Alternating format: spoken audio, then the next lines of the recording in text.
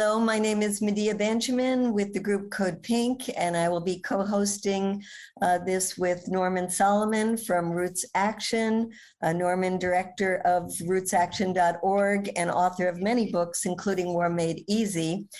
We came together out of terrific concern about what is going on in the conflict in Ukraine and US escalation, and wrote a statement that we asked other organizations to sign on to. It's a very brief statement, so I wanted to read it now. We say, as organizations representing millions of people in the United States, we call upon the Biden administration to end the US role in escalating the extremely dangerous tensions with Russia over Ukraine. It is gravely irresponsible for the president to participate in brinksmanship between two nations that possess 90% of the world's nuclear weapons. For the United States and Russia, the only sane course of action now is a commitment to genuine diplomacy with serious negotiations, not military escalation, which could easily spiral out of control to the point of pushing the world to the precipice of nuclear war. While both sides are to blame for causing this crisis, its roots are entangled in the failure of the US government to live up to its promise made in 1990 by then Secretary of State James Baker that NATO would not expand, quote, 1 inch to the east. Since 1999, NATO has expanded to include numerous countries, including some that border Russia. Rather than dismissing out of hand the Russian government's current insistence on a written guarantee that Ukraine would not become part of NATO, the US government should agree to a long-term moratorium on any NATO expansion. And this letter was signed by all kinds of organizations that include peace groups, faith-based organizations, veterans groups, women's groups, environmental groups, and I think it shows the breadth of people in the United States that are extremely concerned about this buildup. And we have this press conference at a moment when the Pentagon just announced that it would be sending 3,000 troops to the area, as well as the 8,500 troops in the US that are still on high alert. And so we are at a moment where this escalation is even more grave. And that is why it's so important to have this call today and listen to some of the saner voices that are speaking out against war with Russia. And so I want to turn this to my co-host, Norman Solomon, who has been on the forefront of trying to stop other wars in the past unsuccessfully, where we see the result of those, like the horrific war in Iraq or 20 years of US involvement in a war in Afghanistan that has only led to a catastrophic result for the Afghan people. So thank you, Norman, for your work in the past and for organizing this today. Thanks so much, Medea. And I want to flag for people the polling that has been done in the last few days by Data for Progress and several other polling organizations, finding that strong majorities of the US public want compromise in this conflict over Ukraine with Russia. The numbers are not even close to 50-50, and yet we're seeing a tremendous gap between there and what we're getting from the policymakers in Washington, gap between the public and official members of the upper reaches of the administration and Congress in DC. We're going to hear from several speakers. We're going to talk briefly, and then we're looking forward to your questions. And thanks again for participating today. You'll see at the bottom of your screen Q&A. And while some information will be provided in the chat category to you, please type in any questions you have through Q&A, and we'd be glad to have the speakers hear all of the questions and then address them. Our first speaker today is Katrina vanden Heuvel, who is editorial director and publisher of The Nation magazine. She's also president of the American Committee for US-Russia Accord. She has been studying closely and often visiting the Soviet Union and Russia for 40 years now, and is really one of our top experts in terms of US-Russian relations. So I'm going to turn this over now to Katrina vanden Heuvel. Thank you, Norman. I'm honored to be with Ambassador Matlock and Medea Benjamin and Martin Fleck of PSR&U.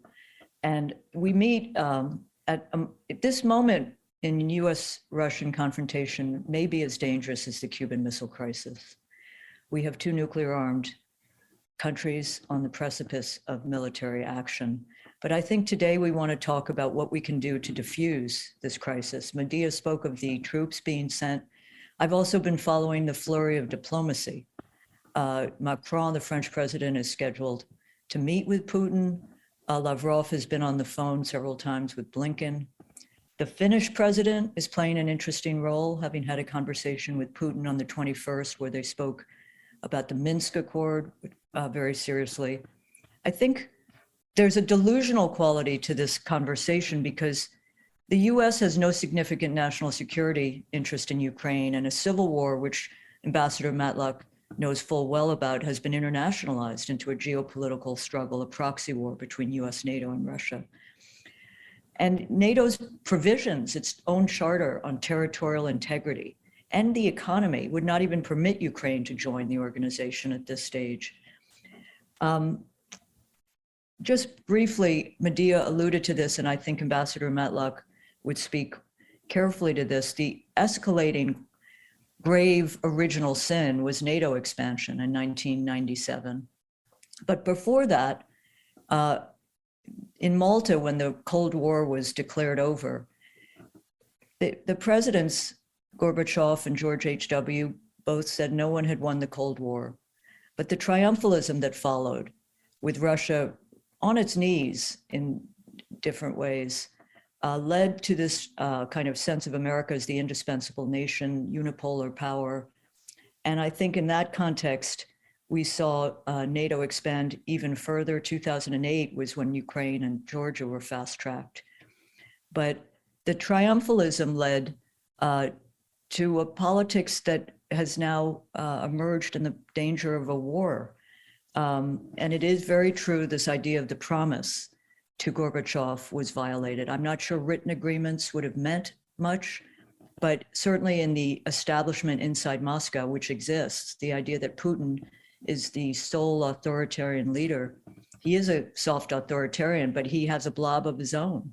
And there are those who would have gone into Donbass a few years ago, but there's a check.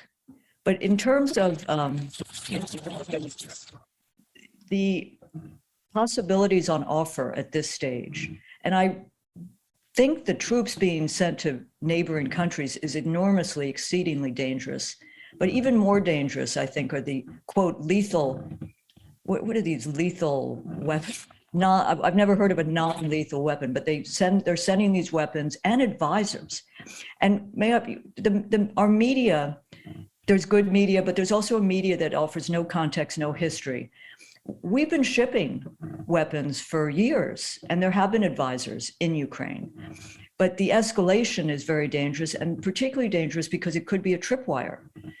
The accidental nature of military conflict is something we've seen over the decades. And it's been underreported that US bomber flights have been flying 12 miles close to the Russian border, that there are provocations on both sides in the Black Sea.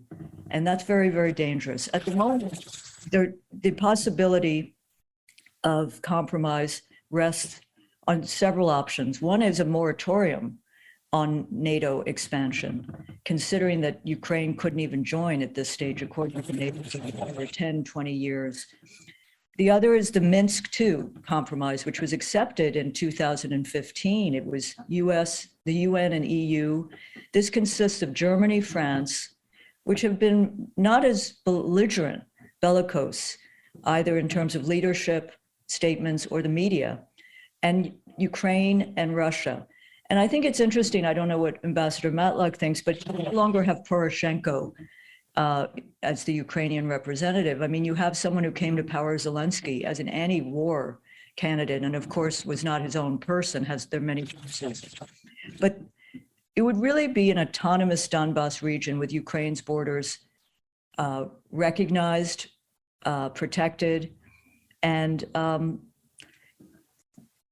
Russia would have to agree to Ukrainian independence and give up any effort to make the country part of any Russian-dominated alliance. Ukraine becomes part of the East and West, a bridge. Now, say it's utopian, but this is on offer, and there are meetings going on. And I think the danger of a war is really unimaginable. I mean, you think of the refugees, the destabilization, not of that, simply of that region, but Europe. Instead, what could come out, and this is not utopian because it was on offer before NATO expansion, is a new security architecture in Europe, which people have alluded to, including the president of France. But I think for all the hysteria about imminent war, there is a possibility that you could see a new round of Minsk talks produce some compromise that could be built on. In terms of sanctions, I would simply add, I think this country has overused sanctions to a large degree. There has been humanitarian catastrophe in different countries. What is difficult to watch is that there is bipartisan compromise on sanctions. The really only difference between Democrats and Republicans at the moment is should there be pre-sanctions? Should they sanction now before there is the possibility of any skirmish or incursion? But I think sanctions on, I just don't see those working at this stage, and they've been overused.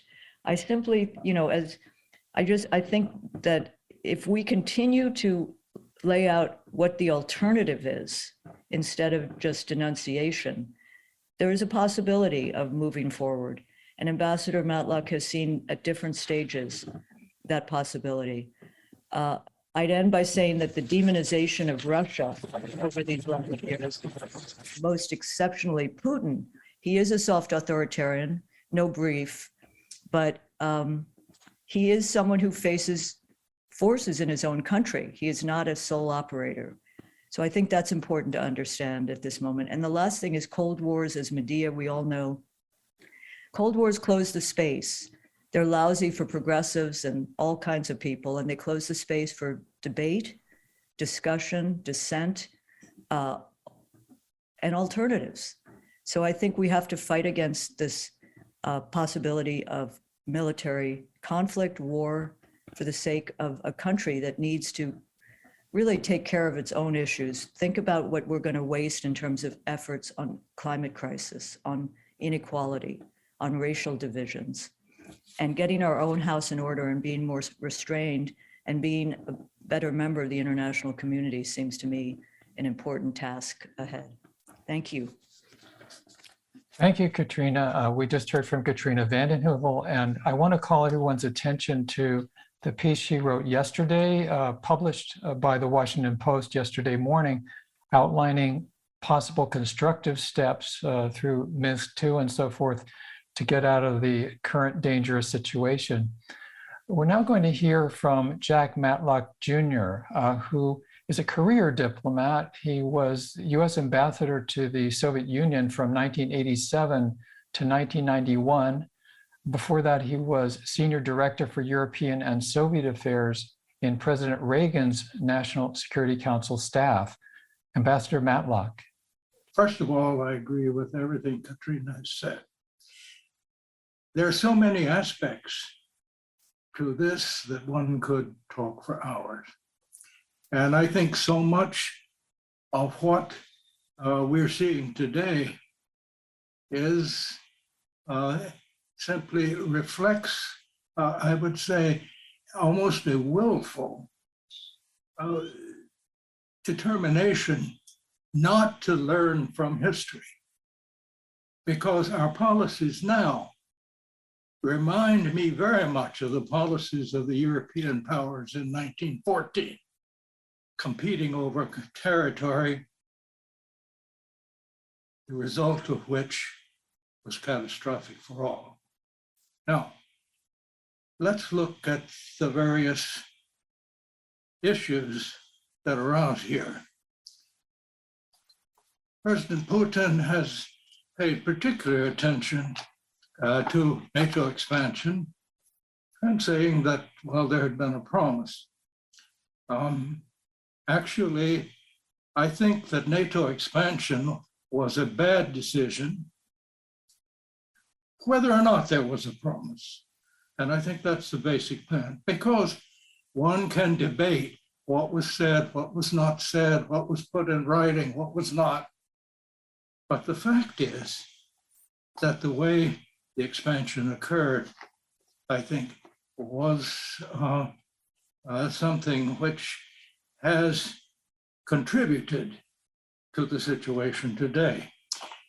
In 1997, October 1997, I was asked to testify before the US Senate regarding the proposal that we accept new members into NATO. And I'll read from the first paragraph of my statement.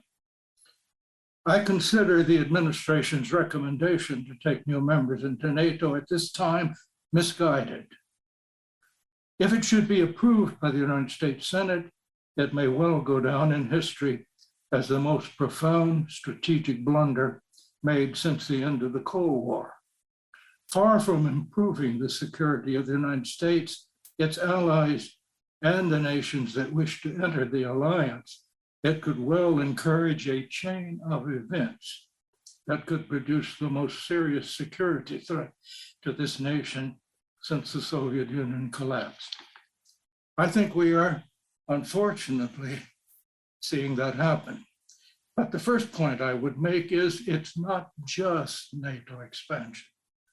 We mustn't forget that as from the late 90s, we started expanding NATO. Starting in the George W. Bush administration, we started withdrawing from the major arms control negotiations that had been negotiated by presidents of both parties, ratified by the Senate, with support from both parties. We walked out of the ABM treaty, which was the very basis of other non-control arms control treaties, and eventually we began to walk out of others. Every one of these steps were not in the interest of the United States. Now let me go back to an earlier stage in my career. I was at the American Embassy in Moscow during the Cuban Missile Crisis. Now, what we're saying now is we have to, in effect, try to prevent Russia from somehow interfering in its neighbors' politics. But let's not forget that Russia is a nuclear power.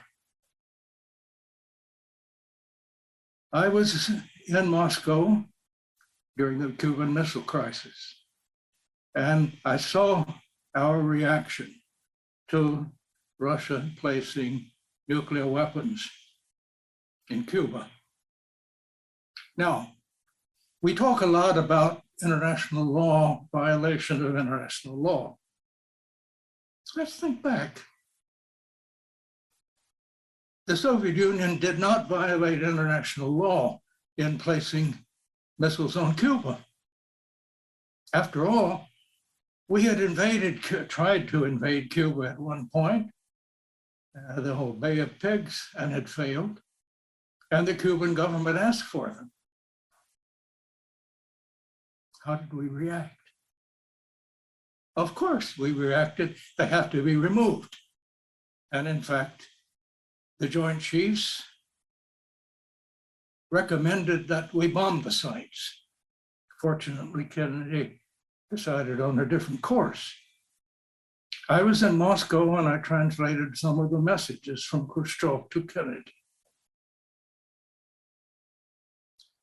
We in Moscow were totally confident that since we had complete control of the Caribbean, that we could take out those missiles any way we wanted to.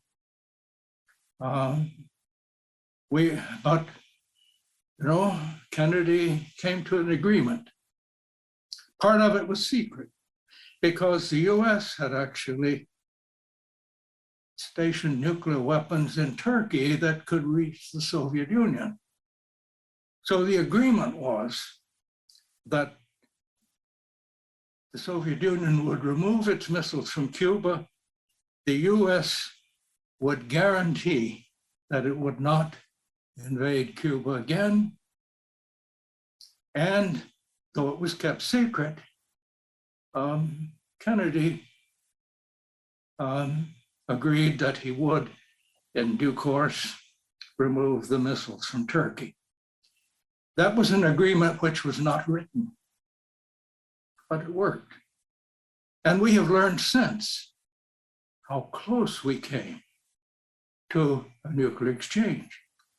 If, in fact, Kennedy had followed the advice of the Joint Chiefs of Staff and bombed those missiles, we've learned since the commander in charge could have launched them. We could have lost Miami. We came very near having a nuclear torpedo fired at a destroyer. Who knows what would have happened then? Now, I recount this because at the time, I would say everybody involved on the American side, including those of us sitting in Moscow, thought it the only thing important was to get those missiles out, and whatever we did to do it would be permissible. Now, I think we have to remember that now. Neither side is going to launch weapons, purposely, but there are all sorts of things that can go wrong. And one of the things with the way we're handling this issue now, it can initiate another nuclear arms race. You keep putting pressure on Russia by bringing forces close to the borders of the former Soviet Union. And what's going to be their reaction? Are they going to put nuclear missiles in Kaliningrad? We ourselves walked out of the INF, the Intermediate Missile Agreement. I cannot imagine the rationale for doing this. Also, we have followed, I would say, deployments of missiles, particularly anti-ballistic missiles in Eastern Europe, which, with some change of the software, could be used against Russia.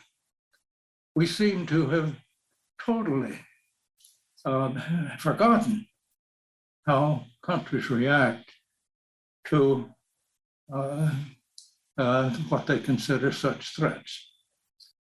Now, there are many other issues here, particularly the claim that somehow they are the belligerent.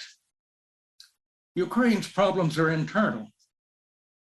And I find it ironic that we are asking the American people to somehow defend borders which were created by Joseph Stalin.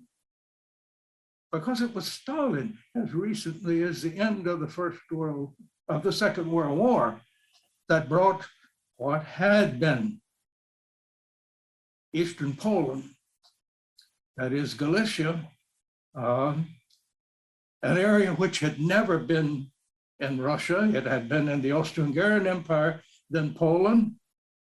And this was the center of, I would say, Ukrainian nationalism. When Ukraine became independent under the borders, most created by Stalin, and then the Crimea was added by Khrushchev. One of the things that I think was not taken care of when the Soviet Union broke up was that in a number of these areas, not only Ukraine, there were minority areas which had been formally, though not always practically, but formally autonomous. The successor states tended to forget about that. And this is the problems in Georgia. This was the problem in Moldavia with the Transnistria and these other things you hear about. In effect, the new government began to discriminate against its own minorities. I could go on a long time about these problems, but let me get back to the basic one. And that is, if you look at the map and you know anything about history, the relationship of Russia to Ukraine and to Georgia, for that matter, is one of long history of many very emotional issues. Just as emotional as the US desire to keep enemies out of the Caribbean or Central America or even South America. It is ironic for me that Americans who are smart, educated, one would think know some knowledge of history, would recognize that no country has been more determined to enforce a sphere of influence in terms of keeping out potential enemies than the United States. And why we can't understand Putin's problem, I really don't know. He began explaining in Munich in 2007, I believe, what his problem was. And every one of the things he criticized were things the United States did not have to do. Now, I'm not a defender in the way he rules his country, but I would say that things like the sanctions we're doing are not achieving any end. Basically, you can't use economic sanctions to bring about solutions that seem to the other side to affect their security. Millions for defense, but not 1 cent for tribute was one of the slogans that goes back to the beginning of our history of the United States. And no country has been more determined than the United States, whether it is consistent with international law or not.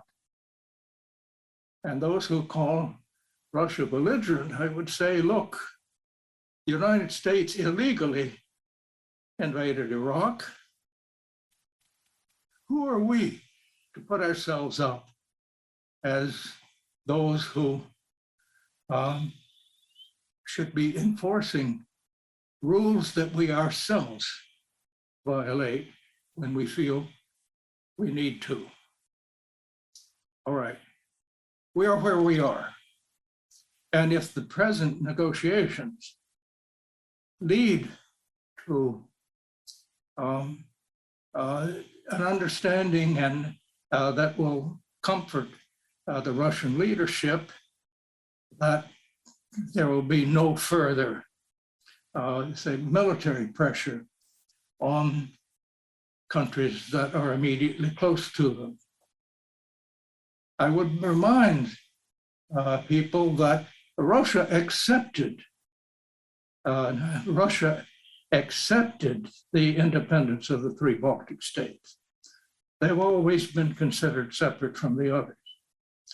And they're not bringing any military pressure to bear against them today.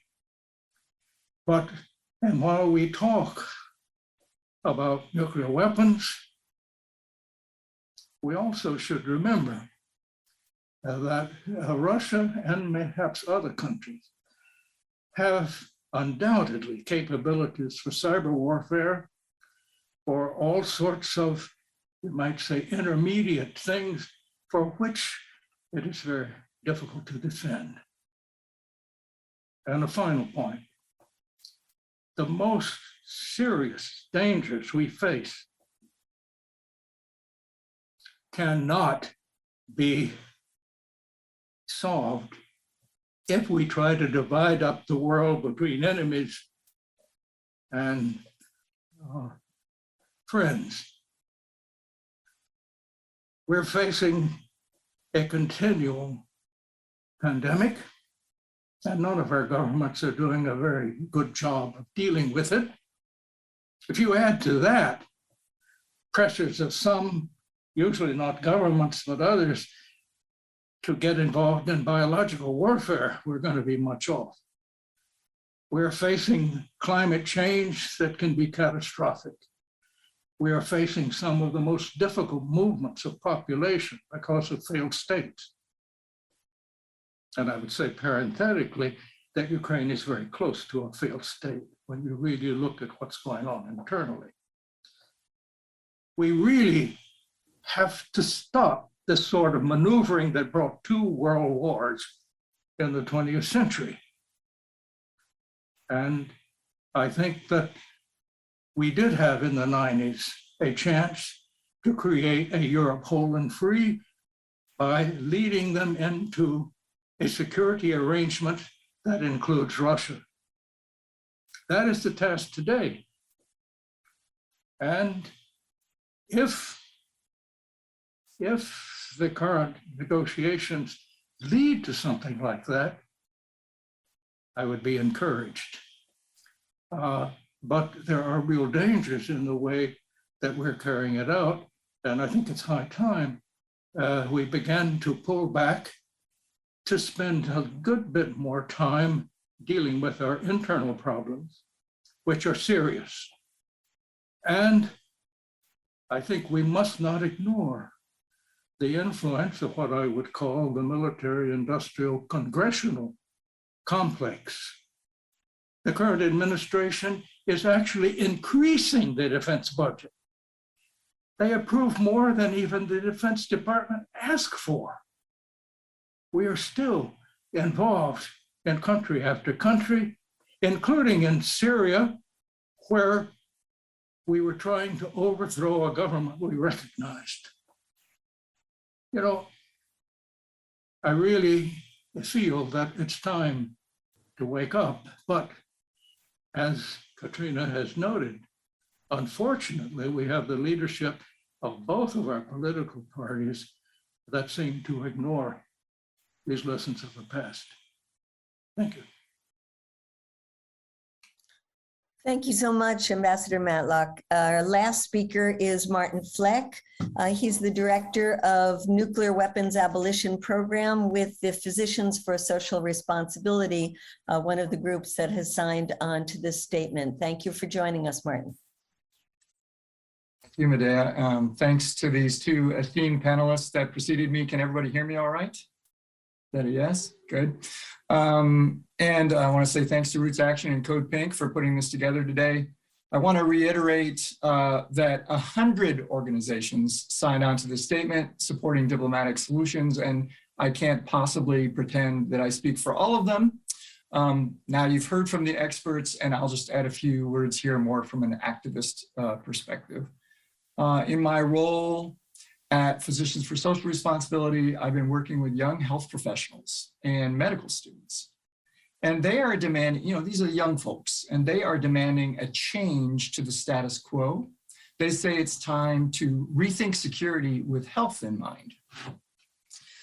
The world needs to get cracking and address some very important challenges right now, which we just heard from Ambassador Matlock also. What the world does not need is a whole new Cold War among nuclear-armed countries all over again. Folks, you know, this is the 21st century.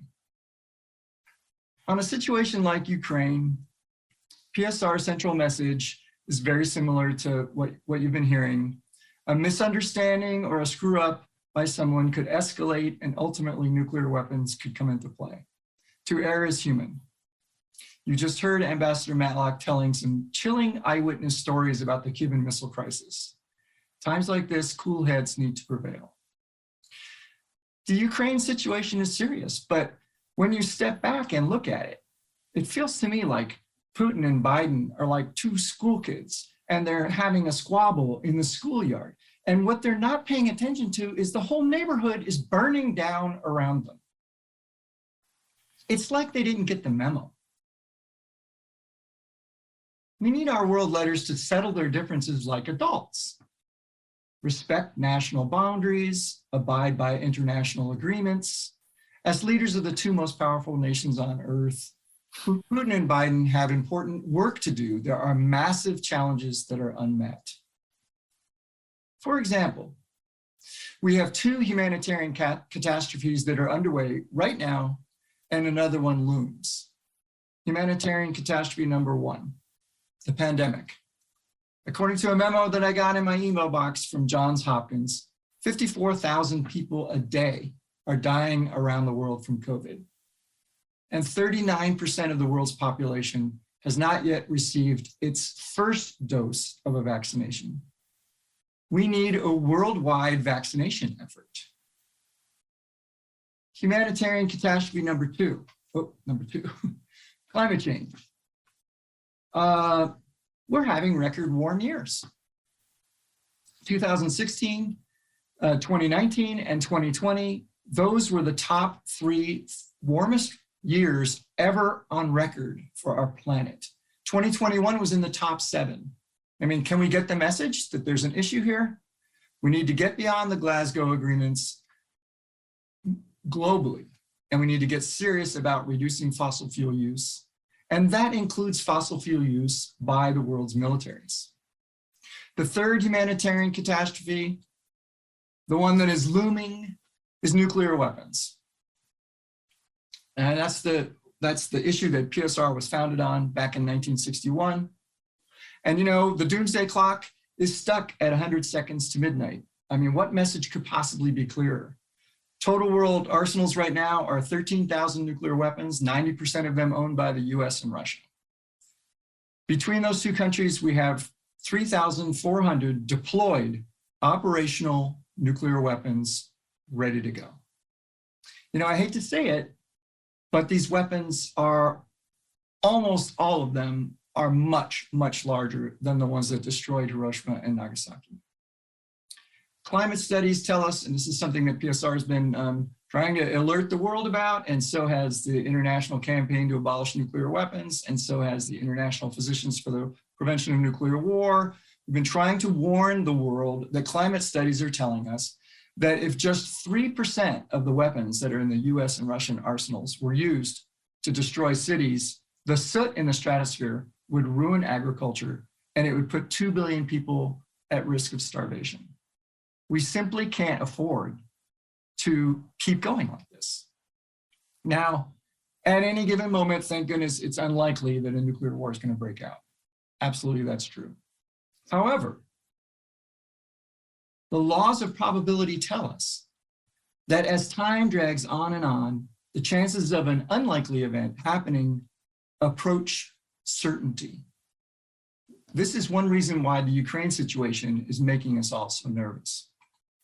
In the year 2022, we can no longer tolerate countries basing their so-called security on the threat to blow up the whole planet. We need for all of the 9 nuclear-armed countries to negotiate for total elimination of their nuclear arsenals. That would be the adult route to take.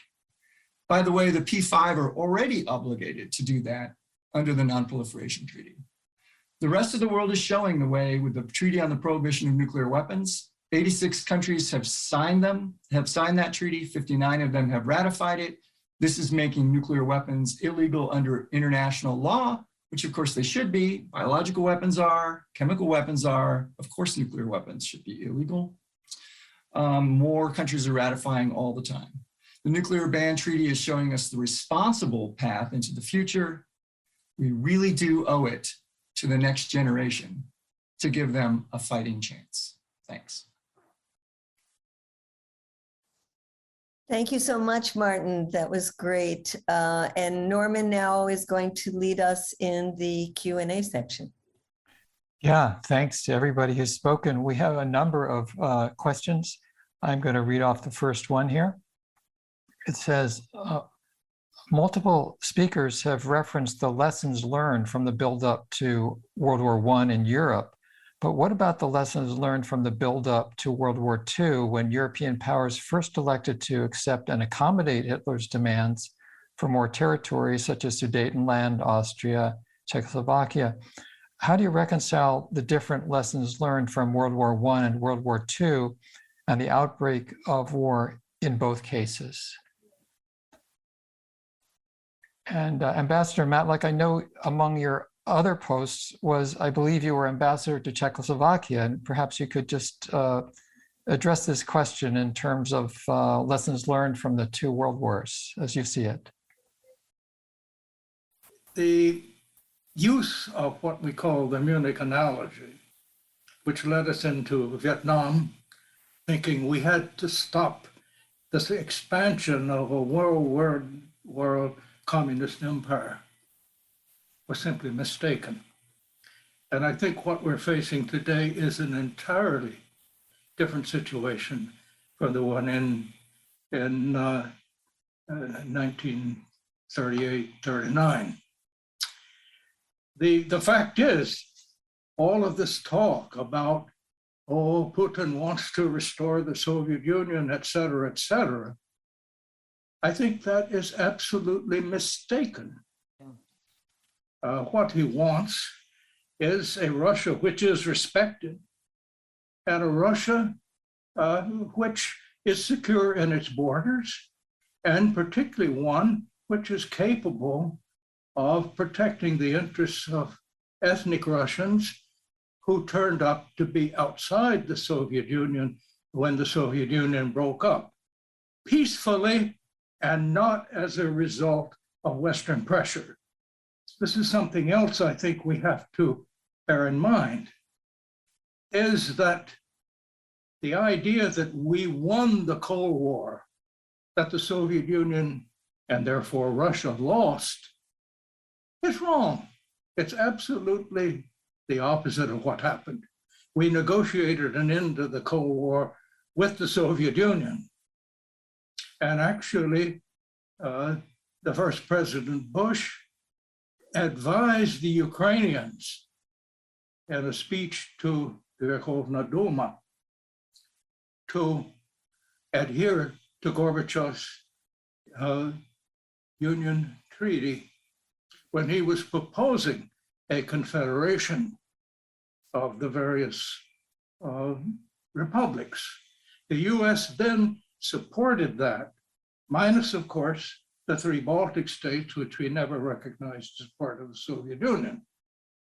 So the idea that somehow we brought down the Soviet Union and that this was a victory for democracy gets it quite wrong. The fact was that in those last couple of years of the Soviet Union, Gorbachev was supporting democratic elements in every one of the republics. And when it broke up, almost all of these were arrested and taken out of them. Now, so the idea that Putin is trying to reconstruct the Soviet Union also has no sense, because the Soviet Union was a communist empire. It was based on ideology. It was not a Russian empire sort of based on ethnicity. And I think that Putin is simply acting. And of course, we have seen over the past 20 years, almost a concerted effort, particularly of the Western press and with the cooperation of the governments, to vilify and demonize Vladimir Putin. I don't think that everything he does is in Russia's interest, and I wish some of his decisions had been different, but I understand why he made them. And he didn't make them to reconstitute the Soviet Union, which, first of all, is impossible. Now, he has been quoted several times as saying, that it was a great tragedy, one of the greatest tragedies of the 20th century, to have the Soviet Union break up. He also used to add, when he said that, well, he would say nobody with a heart would welcome the breakup of the Soviet Union, and he would add, nobody with a brain would try to reconstitute it. So, but he is, I think, he does feel, and I think rightly so, that when Russia actually tried to become part of Europe, and that was his goal when he first became president, he also took Russia out of total bankruptcy. He was able to survive the financial crisis that the United States brought about to the world around 2008, 2009. And now, of course, he is beginning to develop an economy which is not so dependent on the rest as a result of our sanctions, which are not achieving any of the political goals that we're supposed to do. So, and then he has seen an increasing effort to picture Russia along with China as basically enemies. But there's no basic reason for that. And so I think that this idea that the U.S. has to get involved in every local dispute is wrong. I would also point out that in at least 3 instances, the United States has approved the separation of states when the people in the area wanted a separation. We did it in regard to Eritrea. We did it in regard in several other instances. And nobody seems to recognize that, for example, the great majority of the people in Crimea really want to be in Russia. What happened to the principle that has been an American principle since the First World War, that there should be consideration of self-determination in these things? I could go on and on with some of the problems that this indicates, but basically what we have is an American policy which is very similar to what we call the Brezhnev Doctrine. That was that the world was destined, according to Marx, Engels, Lenin, and Stalin, to be socialist.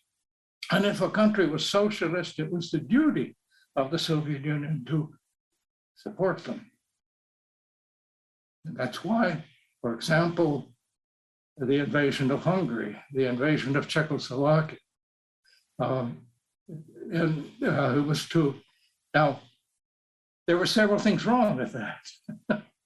First of all, being socialist didn't mean that they were going to be necessarily friends or tools of Moscow. We saw that first Yugoslavia with Tito pulled away, then Mao and China pulled away. So the whole idea that you had to stop that was wrong. Actually, nationalists in each of these countries and nationalist sentiment tended to break it up. So it proved out that the same form of government does not mean that they're going to be friends. And yet that seems to be the basis of our attempt to spread democracy. Now, of course, we want democracy, and it's very much, I would say, under threat in the United States itself today. But number one, there's no way that an outsider can create democracy in another country, certainly not by military pressure. This is a point that Senator Fulbright made also in respect to Vietnam. And he was probably the only leader then from the very beginning understood that that war was not only unnecessary, but was not going to be able to do what we said it would. The second, so the idea that we can create democracy abroad, that this is the future, there's no evidence for that. We don't even define democracy. I mean, we have had 2 presidents elected who received substantially fewer votes than the others. And would anybody describe the American Senate as a democratic institution? And yet, what are we talking about? We're simply putting labels. We have Turkey in NATO. Is it really more democratic than Russia? All right, I could go on, but I'm saying putting these labels on without examination of what they mean, I think is very dangerous. Thank you, Ambassador Matlock. And I want to remind listeners, as I remind myself, that as we talk about the breakup of the Soviet Union and Russia, we just heard Jack Matlock was the US ambassador to the Soviet Union during those years, 1987 to 1991. The next question we have is about constructive steps. One of the journalists in the Q&A asks, given where we are now, what are the best pathways forward in a constructive way? And as I noted, Katrina vanden Heuvel had a piece yesterday on that topic for the Washington Post. So Katrina, you might, hopefully you would address that now. The column yesterday was really about constructive steps around the Ukraine crisis, but I'm also thinking of smaller steps that people can take. First of all, I'm convinced that what goes on inside DC and the blob is not representative, as I think you noted, Norman, with the poll, of what people around this country are thinking or seeking. I don't think it's isolationist, but I think it's more an end to endless war and a way of stability. I do think, and at the American Committee for US-Russia Accord, which Ambassador Matlock is part of and I'm involved with, one thing that we should focus on is how to reopen the embassies. Ambassador Matlock was able to do much of what he did because the embassies, Moscow embassy was open, the other embassies in Russia. It is a lockdown. If you want to go and do some research, you'll see that the embassy in Washington, the embassy in Moscow are at almost virtually in lockdown and closed and not issuing visas. And most of that is political. Some of that has to do with Russia not permitting Russians to work in the embassy. So the Americans are not ponying up for any funding. But, I was on a call yesterday with Russian women and to independent women finding ways to protest both in Russia and in Ukraine and in this country. And there were women on the Russian call who are in Siberia, who are in regions. And I think it's important to engage around the country, Zoom, speak to people, and try in an amateur way to give some history, as Ambassador Matlock did, to explain what's happening, but also to urge them to connect with their counterparts. I mean, the former president of Russia, Medvedev, the other day said one of the central problems in Russia today is poverty. I mean, you could bring together experts on different issues, and it would break through that it's all, high foreign policy. It's just people. And for many years, I worked with feminists in Moscow. There's a media. There is an independent media. It's under stress, but there's also a role for trying to connect. And I just think that those are issues that people could get more involved in. And at the American Committee, we're going to put up lists of different groups doing that kind of work. So I think the ability to see clearly is so important to those who have opposed wars. And Ambassador Matlock spoke, the idea of thinking of world leaders. Well, the other piece I would say is write to your media. I mean, write to letters to the editor. If you have local media, but the media, much of it in this country has been so bellicose. It is as if it's seeking war as opposed to covering what could be a resolution. And I do think monitoring and paying attention could make some change. But there are other steps people, so I think those steps are valuable for, quote, ordinary, better and wiser people than those in our State Department at the moment, with all due respect to Ambassador Matlock, who is an unusual diplomat. There's a question about congressional responses to this crisis, and I don't know who would want to weigh in on that. But I say one thing, what's good Yes. news is that the Progressive Caucus, which is difficult on the foreign policy issues, Barbara Lee and Pramila Jayapal released a piece, a statement, but they are doing a briefing later today with Phyllis Bennis, with a few people, and trying to understand what they could do and not do, what they could do that's constructive. But you would think, and I'll stop here, that if the caucus wants to address the critical issues here at home, you are at risk of looting the energy from those issues if you are focused on sanctions and war. As Ambassador Matlock said, there is much to do in this country to rebuild our democracy before we go abroad in search of demons. Any other comments about the congressional response to this crisis? Bad congressional response to this crisis. Yeah. I can't say I know all the details, but I know that there is a HR 6470 that should be opposed. And on the good side there, I want to make sure that people are aware that Representatives Beyer and Garamendi and Senators Merkley and Markey have a nuclear weapons and arms control working group within Congress. That's good. Lee and Jayapal are also involved in a cut military spending caucus in Congress. So there are some people trying, and they've introduced a progressive foreign policy bill, Yes. which would help. So yes, that is something with regards to moving forward and local activity. You can talk to your local elected. And I think as much research on the defense companies. We're going to get a nuclear posture review any day, and the national security strategy was downgraded. Counterinsurgency wasn't making money for these companies. So it became the new, quote, enemies were Russia and China.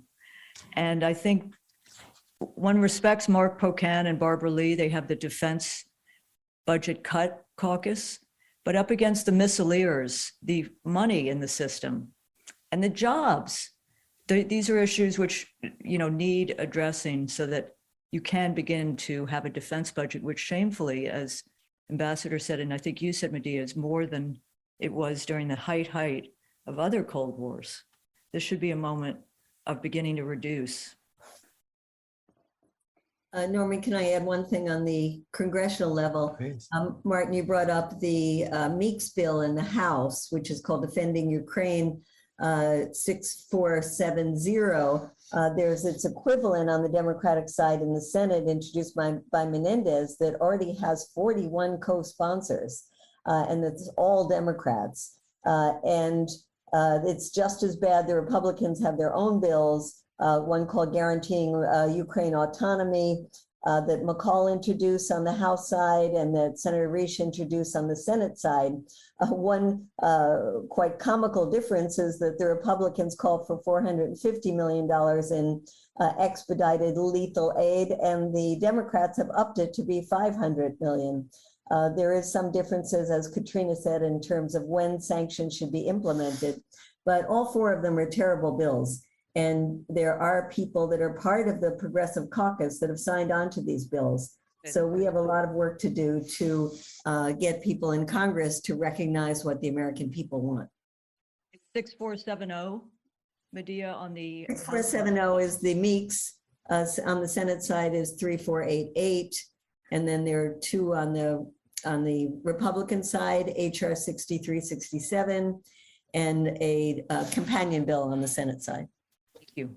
Will you forgive me? This was an important gathering and important voices and input.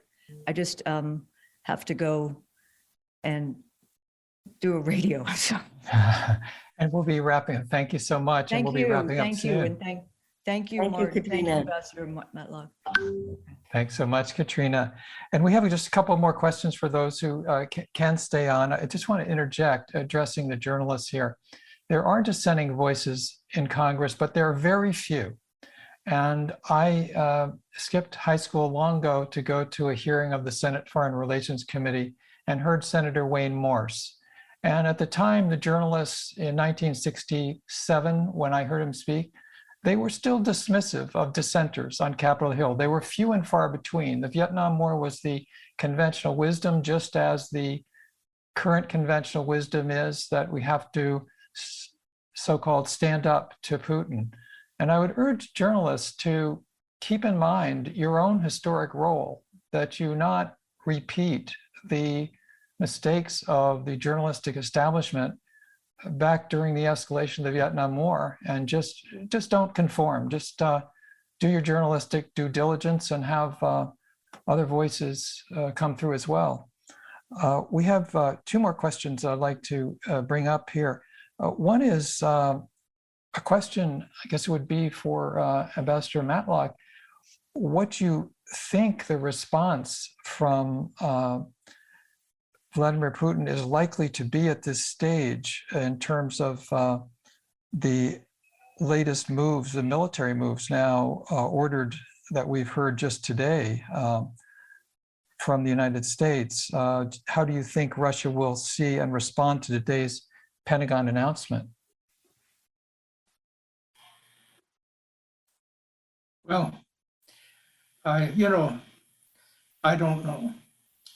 I very much doubt that Putin intends to invade Ukraine in a big way. And it does seem to me that there's an element here. I have to ask myself, is President Biden, who is under such pressure domestically, whose ratings are falling, I think dangerously. I voted for him. I certainly don't want a return of Trump or anything like that. But I have to ask myself, does he think that by hyping the threat and standing up to it is going to bring him a victory in the polls? I'm asking that, I don't know. But I do think that we have majorities in both houses of Congress that are essentially Russophobic. They're looking for ways, so-called, to punish Russia. And yet they're doing things that don't help one bit to solve these problems. And, I think that there are a number of political forces, forcing this.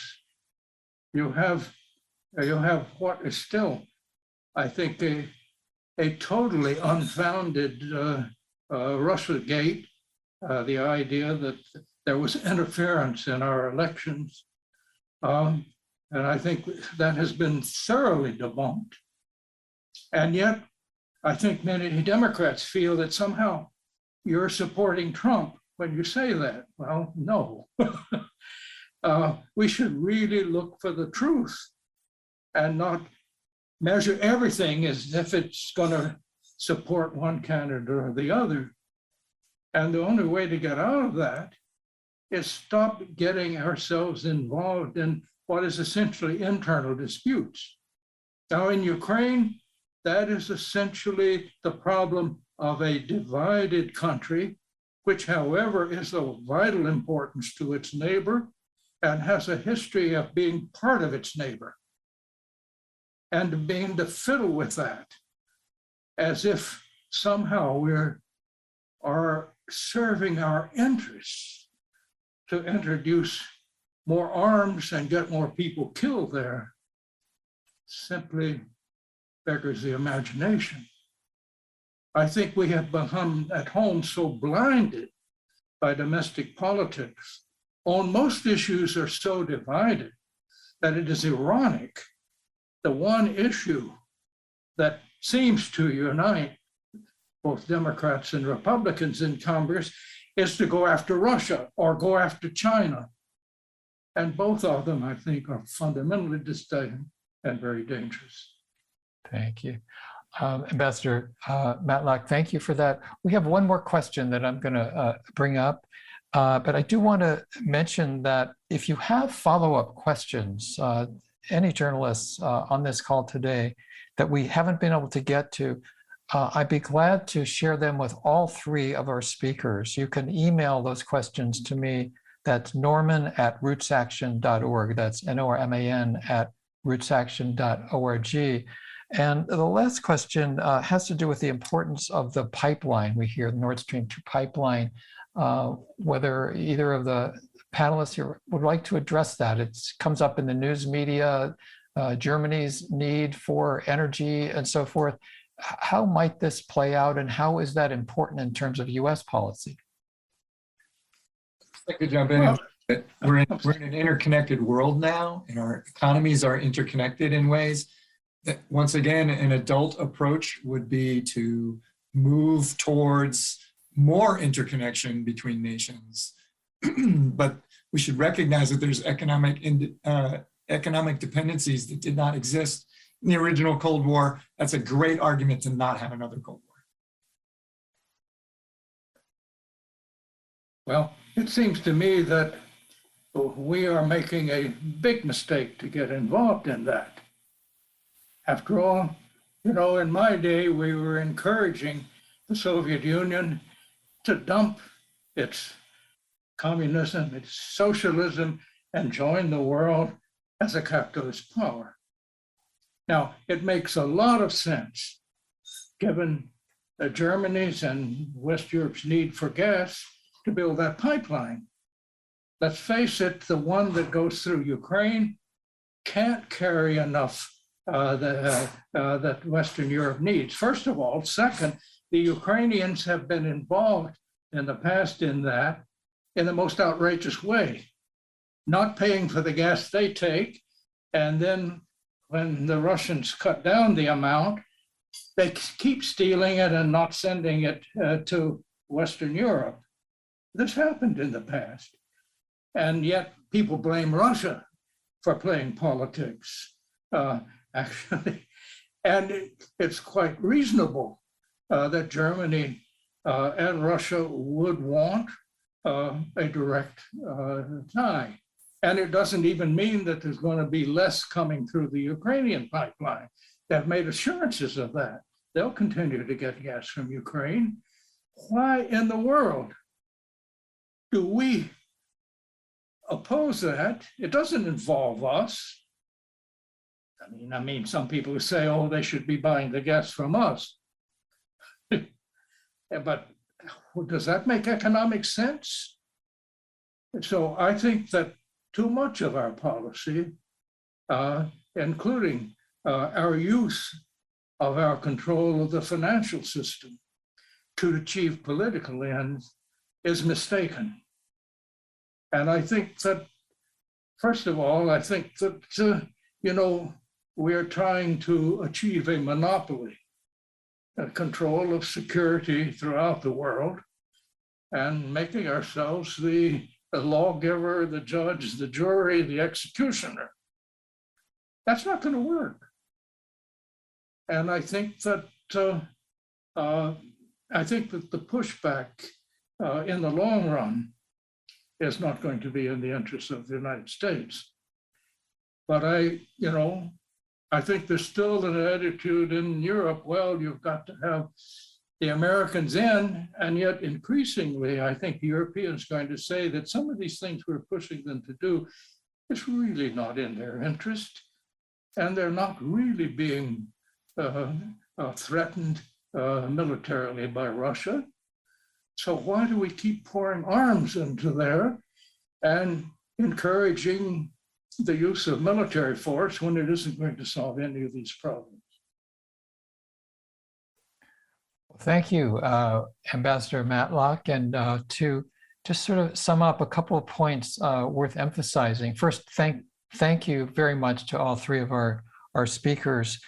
the gap between the polling around this country, which is clearly much more enthusiastic about compromise and unenthusiastic about the confrontational stance being taken from Washington, that gap is going to be manifested politically in the days and weeks ahead, because the bubble that policymakers in Capitol Hill are in will have to encounter public opinion. And on that note, at rootsaction.org, we've already in recent days generated several thousand individual constituent emails to members of House and Senate. That number is going to go up into tens of thousands in the next few days. And that's a lot of our work, is to generate the way to pierce the bubble in DC and bring public opinion more to bear on what is being done and said on Capitol Hill. Also, I want to reintroduce Medea Benjamin, who's one of the leaders of the anti-war movement in this country, co-founder of Code Pink, and she can wrap up by telling us about what the plans are in the days ahead for national protests. Well, thank you so much to all the speakers and for Norman and Roots Action for organizing this. There is that terrible saying that the way that Americans learn geography is by war. And I think that probably 95% of Americans have no idea, could not find Ukraine on a map. And the same is true for NATO. I think the majority of Americans don't even know, or didn't until recently, that NATO exists. It's not talked about very much in this country. And if there is one silver lining in this terrible crisis, it's that more people are getting to learn about NATO. And I think it's our job to teach people that NATO is an aggressive force, not only around Russia, but there was a question that Tim Connor from Newsweek had asked, that given a more multipolar world, shouldn't the US be more careful and balance its ties with Russia and China? And I would say definitely so. And NATO there is an impediment to that. It has called China a threat to its alliance. This is the North American Treaty Organization calling China in the Pacific a threat to it. We really should do more to say that not only should Ukraine stay out of NATO, but we should question the very existence and the need for NATO in this day and age. And I want to wrap up by saying that there will be protests ongoing starting this Saturday throughout the country. You can go to codepink.org and see a list of places around the country that people are setting up their rallies and part of this whole coalition to prevent a war with Russia. This will be ongoing. And I do agree so much with Norman. We are once again seeing the terrible disconnect between the bubble in Washington, where somehow members that are elected to serve the people think that serving the military-industrial complex is in our interest when it's not. And so this is a time that we are really bombarding the switchboard and the emails of our congressional representatives in both the House, the Senate, and the White House to give the real opinion of the American people, which is we want de-escalation and negotiations, not escalation and war. Thank you. Thanks, everybody. Thanks for being with us today. Bye-bye. Thank you, everybody. Bye-bye. Thank you.